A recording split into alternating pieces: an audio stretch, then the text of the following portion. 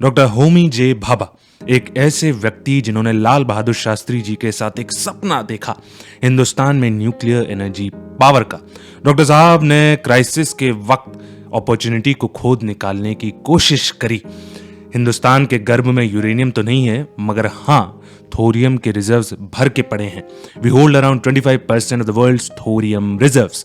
To utilize that thorium and be independent in nuclear energy power, उन्होंने एक 3-step process बनाया। Step 1, heavy water reactors में will use imported natural uranium जिससे energy निकलेगी और एक बाय प्रोडक्ट प्लूटोनियम निकलेगा।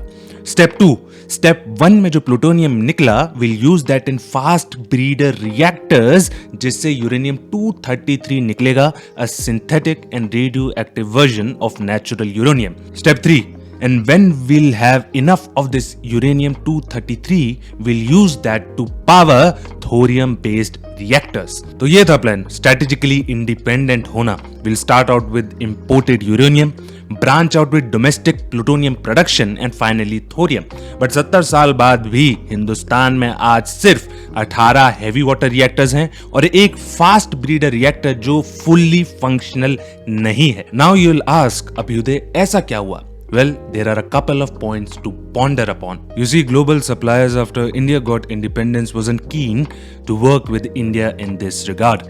Other than that, India had a dominating Soviet-style socialistic model. Because of this, the private sector was largely kept out of this and the government was the only player on board. Second, the two tall figures who could have really fast-tracked the process, Shastri Ji and Dr. Sahab, died within days from each other. This makes me believe in the CIA being responsible for this as they were known for stalling technological progress in other countries. But yeah, things are about to change as सरकार ने एक ambitious target plan किया है कि हम लोग 2047 तक 100 gigawatts atomic energy produce करें फ्रॉम अ मियर 8 गीगावाट्स टुडे, जिसके लिए सरकार एटॉमिक एनर्जी 1962 को भी अमेंड करेगी। So what are some proposed changes? First, the limited liability plan from unlimited liability. इसका मतलब ये है कि अभी तक जहां कानून का सवाल है, अगर कोई डिजास्टर होता है जैसे कि रिएक्टर मेल्टडाउन या फिर रिएक्टर लीक हो गया तो इक्विपमेंट मैन्युफैक्चरर्स को रिस्पॉन्सिबल ठहराया जा सकता है। But who likes responsibility, specially the private sector?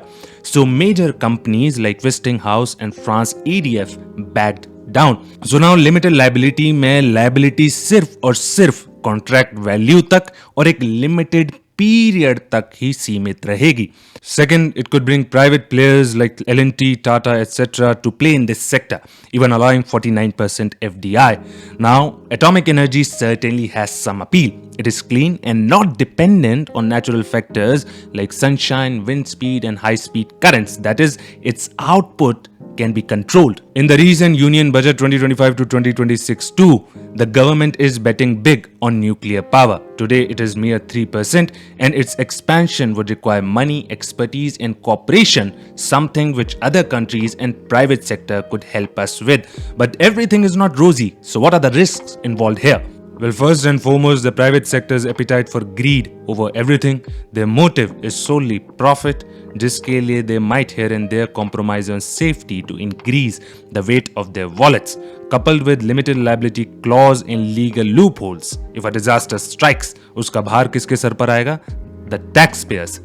And जैसे कि भोपाल गैस ट्रेजेडी की company kept waiting the survivors using legal loopholes for years, we might see something similar here. Second है sovereignty का सवाल। कनाडा से झगड़ा हुआ, diplomats were called back. Pakistan से हुआ तो तुर्की बेस्ड कंपनी का सिक्योरिटी क्लियरेंस रिवोक हो गया। तो let's just say since US recently said that it is ready to provide India with clean, reliable US nuclear technology and a dispute comes up, क्योंकि वो हमारे कोई जिगरी तो है नहीं और ना ही all weather friends since it's all interest, तो उस केस में licence renewal and routine maintenance भी मुश्किल हो जाएगा। If you ask me, yes nuclear power is clean but there are some horrible risk involved, example nuclear disasters. Apart from that, if at all new nuclear power plants is to be built, it has to be chosen based on population density, forest cover, and the degraded ecosystems and desertified lands should be given preference.